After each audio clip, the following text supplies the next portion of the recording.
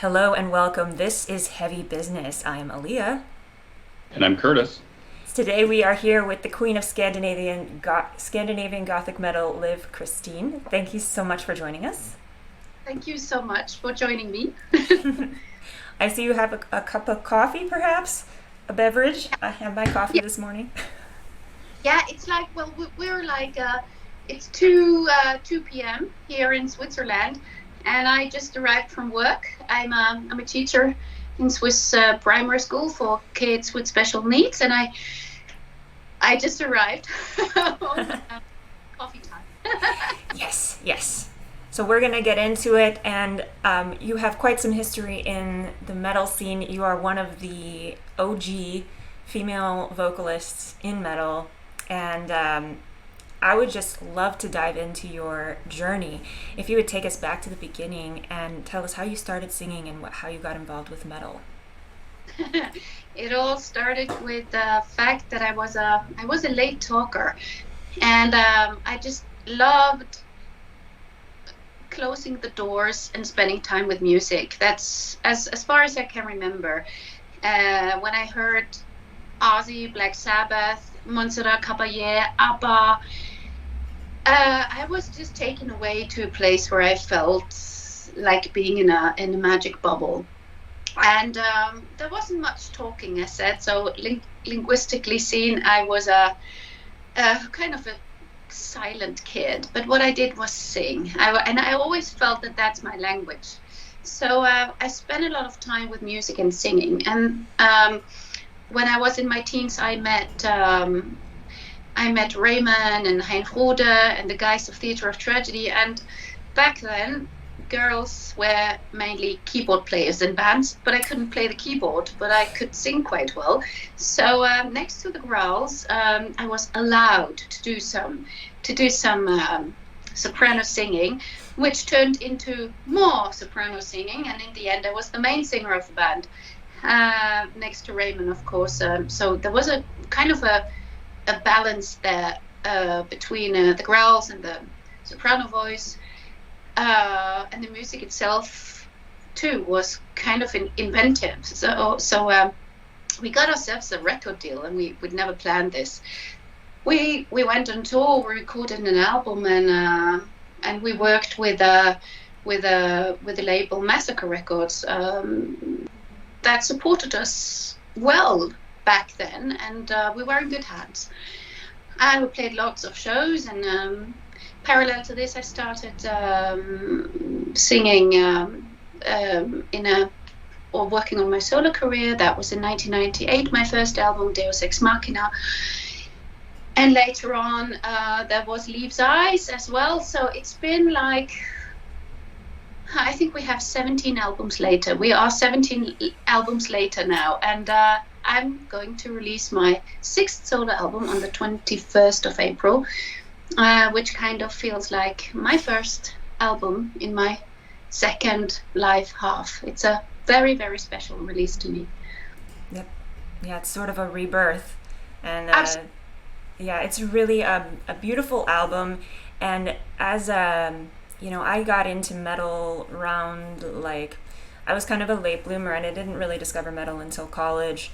And it was like 2008, 2010 ish frame when I got into it, and I was really into your Theatre of Tragedy work. Was some of the first female vocals I was exposed to in metal, and I can still hear that influence in this new record, and I realized that was because Tommy Olsen was responsible for the music compositions, and it's just cool to hear that thread pulling through still. What is the story of how you started working with Tommy again? Ah, yeah, Tommy is my favorite composer, and we released Aegis back then with Theatre of Tragedy, and I thought already back then it's a masterpiece, and it was an honor for me to be part of that production and of that release.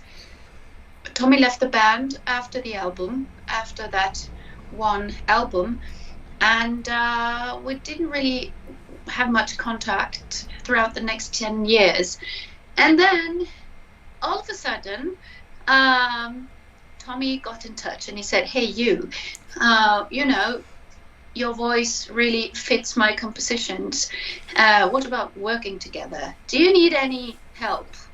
And I was like, yes, sure. Because that was that year, 2015, 2016, when my life kind of changed a lot. And I had to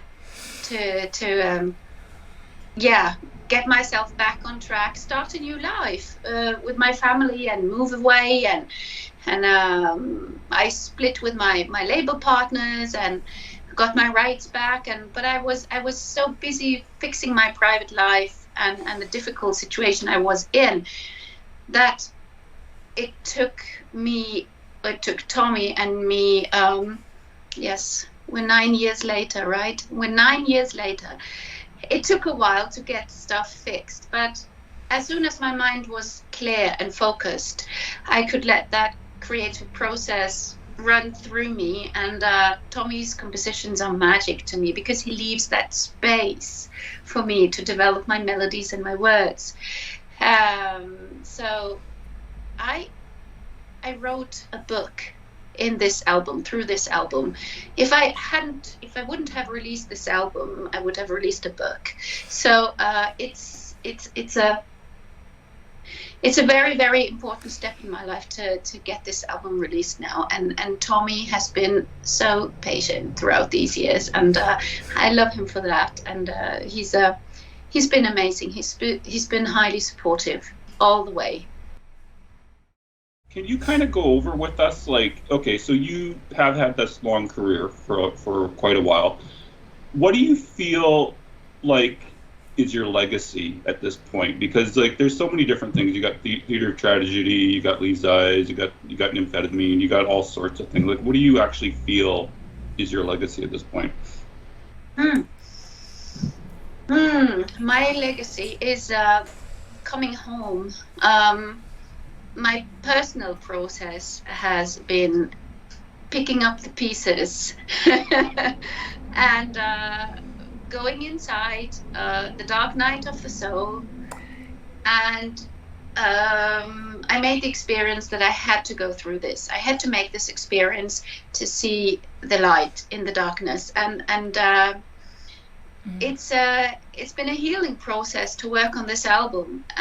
It's been a healing process to write my lyrics, to start singing again. I actually tried to stop singing, and when I met my new husband Michael in 2019, I had actually decided to stop singing. There were compositions of Tommy on my laptop. They were there. But I was like, okay, there is just nothing happening, no signs of creativity, and I didn't have a clear enough mind to let this process, the creative process, run through. I was looking for something authentic. I was looking for something, for a space where I could get back on my ground, to feel a safe ground again, to feel grounded, yes. And then I thought, okay, if I'm going to release an album, because Michael, of course, he was very worried about me not singing, because he knows that that's a very huge part of my authentic self. And so he gave me the courage to continue and to work on the songs, on the beautiful tracks of Tommy. And he is actually the one who gave me the courage to come back. So there's been this process of coming home as an artist, as well as coming home being the person I am, and to settle again. And it feels great to be 47 years old, living in a new country, having a new job, as well as releasing an album. So my legacy is coming home, and in a much more authentic way than I've ever felt so far. I like that answer. Yeah, it's so awesome.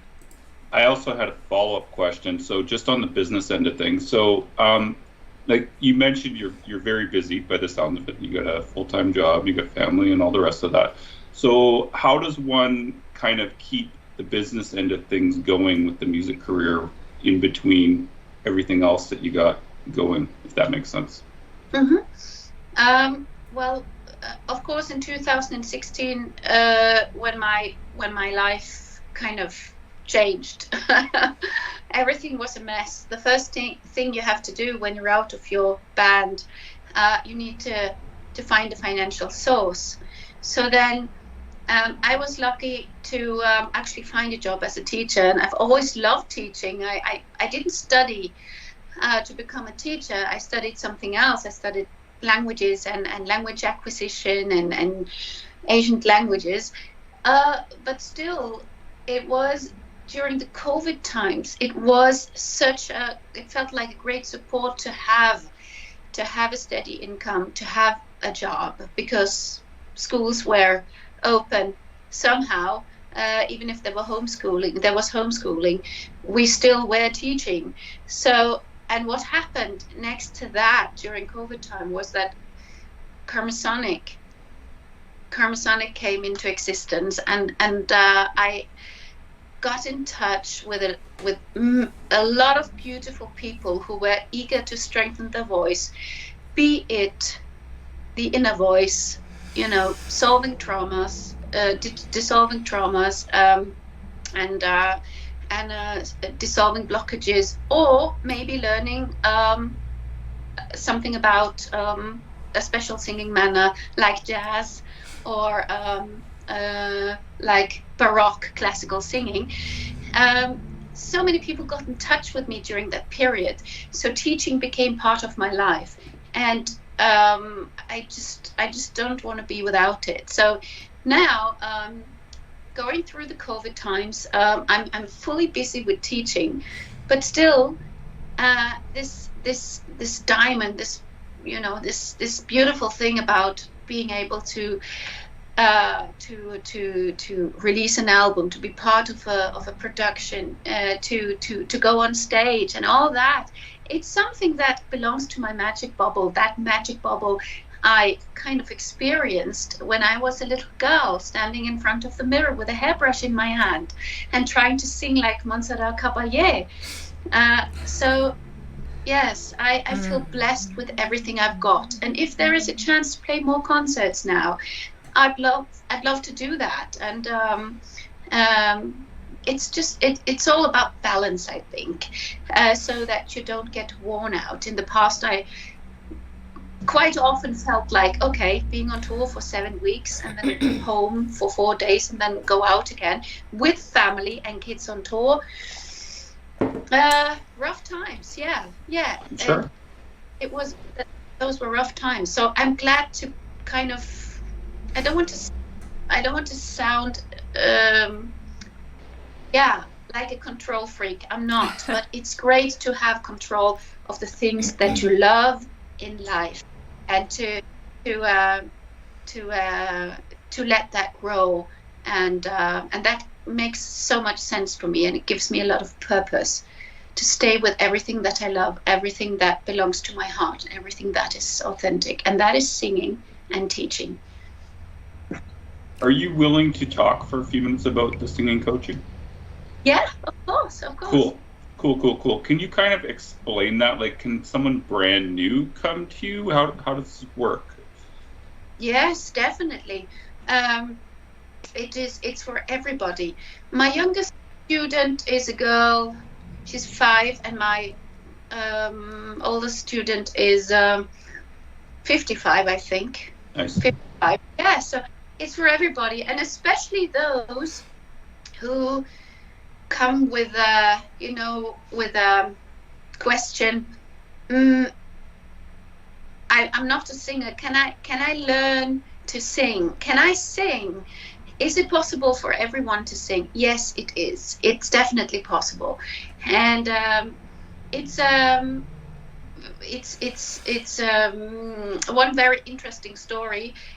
When I recently gave master classes in Cyprus, and half of the audience was singers, and the other half were like people who wanted to strengthen their inner voice and to see how could I actually sing outside of my shower space.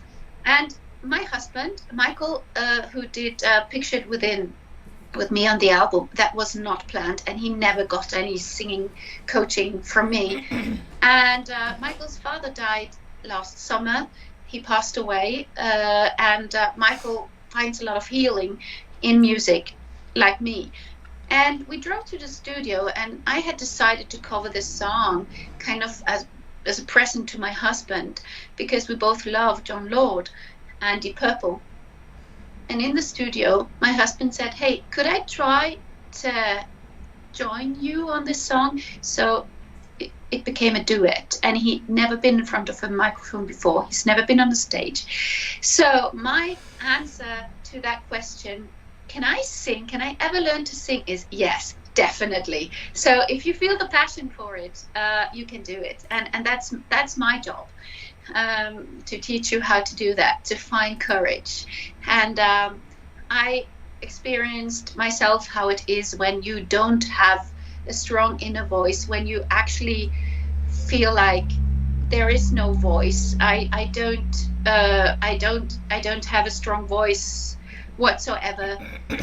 It has to do with boundaries. It has to do with your worths and values. It has to do with dissolving blockages. And so I work holistically. And for some people, that's the main thing. That's what we do.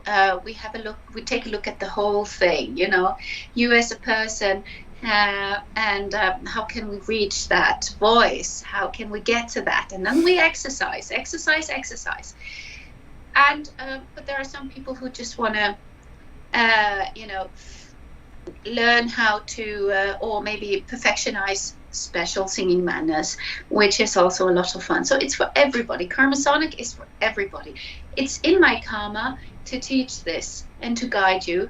And Sonic is about sound. And Karma Sonic was something that just came up, during a run 6 years ago. It's Karma Sonic. And then it happened. So it's a manifestation, and it's here. It's here, and I'm grateful to meet beautiful people, to have met and meet beautiful people all over the world, being part of strengthening their voices. Love it. I got one more follow-up on that before Leah just asked. Oh, what are you going to say, Leah? I think we need to move into talking about the album. Fair. I'll be quiet then. But that is basically what I wanted to talk about with the voice lessons, because it is it's an interesting balance, right? Trying to balance technicality and tapping into the emotion and finding your voice, which I think you have such a distinctive voice, beautifully distinctive, and it's cool to hear how you teach people to find their inner voice. Thank you so much. Yeah. But let's dive into talking about River of Diamonds. Really want to talk about this album in a little bit more depth here. Can you tell us a little bit about the name River of Diamonds? Yes. It's actually based on an episode 3 years ago. We rented a camper during the COVID times and went into the wilderness, and my husband and I were just laying in the grass and just staring at the night sky, and we saw a river of diamonds. And then in 2021, 2022, things really dissolved. Things that knots and blockages and old traumas dissolved. I kind of, I saw that there is a huge light at the end of the tunnel, and it's in the darkness that you see the diamonds shine. And it's to me personally, I have come to the point where I can say my experience has made me the person I am today. And there was, at some point there was, I've always known that there is light at the end of the tunnel, but there were times which were really, really rough. And then that one diamond, just that one diamond, spending, a wonderful weekend with my son, or just meeting somebody beautiful during your walk, or you know, just enjoying that super sweet mango, and just enjoying the here and now. Those are the diamonds, and you see them when you come when you're in the darkness. And I would like to give everybody the courage in whatever situation you are in, and you feel stuck. If you make it through, there's going to be a lot of beauty and a lot of light at the end of the tunnel. I say there is something that happens between birth and what we call death, and that is called life. And life is both broken and beauty. If you can accept both, you'll experience that river of diamonds. Absolutely beautiful.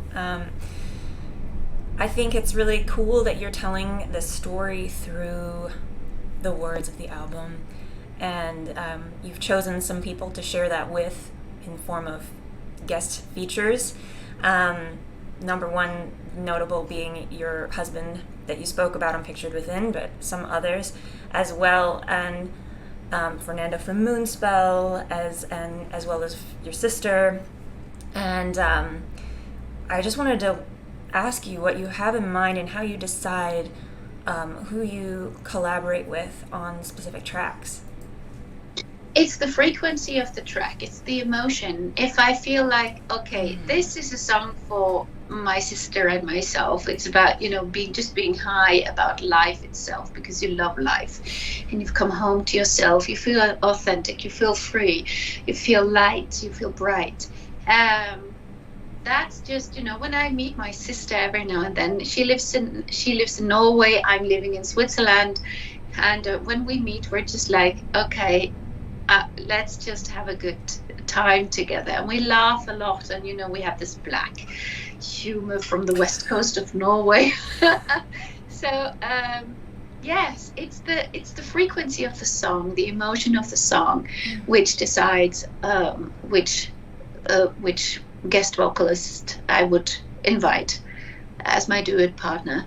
And with Fernando, it was like he's been a great support throughout the years, throughout the latest 8-9 years where times were rough, and he's always been a great support. And he's like, if you ever come back, if you're ever coming back, I'm here to help you, and where are you, and can we meet up? And he's been lovely, and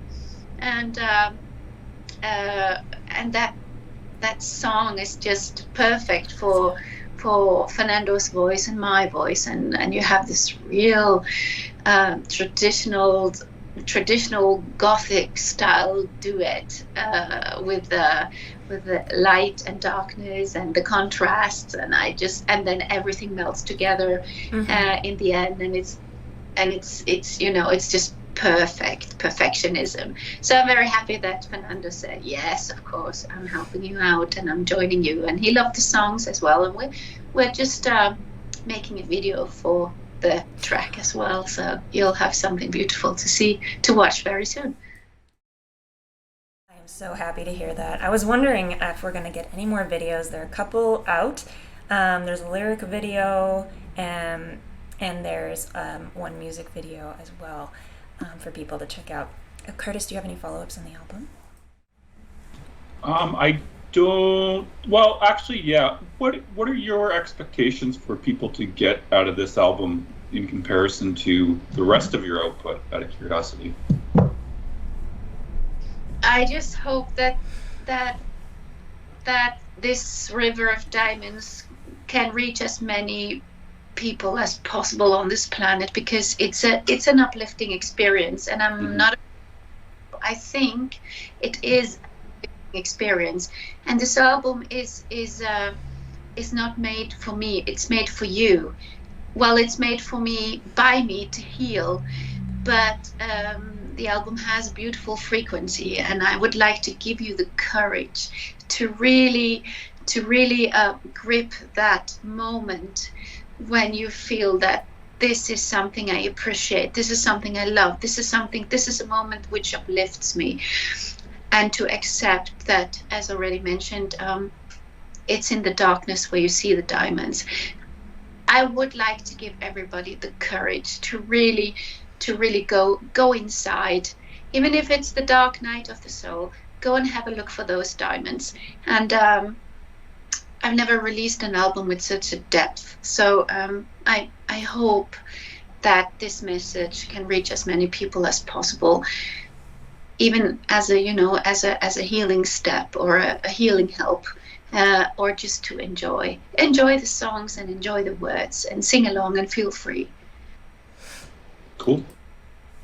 Do you feel like, I know in the Karma Sonic you mentioned tapping into using yoga to tap into inner energies and such. Do you feel like that has brought you to where you are today and kind of influenced your lyric writing? Well, I've been doing yoga since I was 16, and I'm a yoga teacher as well, without an education. But I've always kind of run into situations where I was needed without an education, and then I became a yoga teacher, and yoga saved me as well as music. And yes, it's an interesting question, because many of my singing students tend to really appreciate the exercises that we do and the breathing techniques that we use for yoga. You find so many how do you say that, connections between singing and yoga. There is so much in common. So yoga is great. If you want to become a singer, or if you want to strengthen your voice, yoga is great. Can you tell us a little bit about the business side of things, labels? You've experienced a few. What are some things that you look for, red flags that you might not want to work with a label, or signs that you do want to work with a label? Times have changed. In the 90s, where Theatre of Tragedy was signed to Massacre Records, I felt that there was support. You still had something to say. There wasn't that much money in the game, which meant that we still had something to say. As the labels got bigger, the money got bigger as well. Mm-hmm. And I felt like we kind of lost our power to actually express what we really wanted, to be authentic. Sometimes, not all the way through, but sometimes it was harder, because you always had somebody saying, well, we don't think that's right, and we paid you. So I want to thank everybody who promoted my bands and my so far. Of course, thank you so much for believing in me. But I have to say that now, in 2019, when I got my rights back for Liv Kristine, and I picked up the crumbles of Liv Kristine, it felt great to have that, and to have a look at it, and to see what we could do with it. And there was definitely interest. There is a community, and I felt like, okay, this is what we got, so let's see what we can do with it, what we can achieve just by ourselves, myself and my husband. And now we signed to Metalville, and I think they have the perfect size for where I am right now in my career. So I feel like it's important to have a look at your career as such. Would you like to give off authenticity? Would you like to give off your right to speak out? Does it matter to you, or is money the more important thing? And I also experienced, that there was a lot of money in the game, and in the end there was nothing left over. Everybody got paid, but not really the band, because everything was spent. So you really have to be cautious about that. You need to watch it. And I felt like now, standing where I am today with 47 years, it's good to get back to basics and to really watch this thing, Liv Kristine, and to see what we can make out of it. So I know the value of it, and I know how precious it is, and I know that I have to be, and I am endlessly grateful towards my community, my fans and friends and followers, because you've been there all the time when I wasn't present, really. I was there with a coffee cup in my hand every once or twice a week. That was all I had to give you, I could give you, and still you're still around. So that means something. So there is a purpose for all of this, and you need to see purpose in all of this, because music industry is a really, really rough industry, especially if you are like, you know, in the second half of your life, you have your wrinkles. You might not look like the ones who are like 19 or 29, not even 39. So, yeah, you have to trust in yourself. You have to have the courage to really stand out, to show your true colors, right? That's it. Yeah. True colors, yes. That's why I decided to do this song as well, because it has a beautiful message. Show your true colors, and that's so important for me where I am today. And it's about being courageous, yes. And one last thing about the music business is that there's a lot of narcissism, and you really need to set your boundaries. You really need to know where it's a no-go, where there's a no-go, and where, you know, the red lines have been crossed. You really need to know that. It's not easy when you're young. I experienced that myself. Yeah, I think that's so true, and it does happen sometimes, kind of like people just make music and they don't really have their path set out. They don't know their boundaries, like you said, and people can be taken advantage of when they're not prepared for things like that. Mm-hmm. It's true, yes. So that's a good point. We are running out of time. I do want to just ask you to share with people where they can get your album, where they should order it, what's available coming up, and anything else that's coming in the future for Liv Kristine. Yes, thank you very much. There is you can pre-order the album on our homepage and on Facebook. We have an official shop, and I do keep posting news about the upcoming album, and there's always a link underneath where you can go and check out the news. I haven't had the physical album in my hands yet, so I'm really curious to see how that is, how it turned out, and what it feels like. Yes, I'm very happy to share it with you. That's so exciting. I'll definitely make sure to put all the links and social media information in the show notes. Thanks again so much, Liv, for coming on today. You are an icon, and it's such an honor to have you on our show. Thank you so much. It's been an honor and pleasure talking to you. I love the questions and I love the chat with you, and I really hope that we'll get to see each other again very soon. And I wish you both all the best for yourself and for your dearest ones. And thank you for supporting me, and thank you for spreading the news about River of Diamonds. Thank you so much, and everyone listening, until next time, make like a bull and throw those horns up.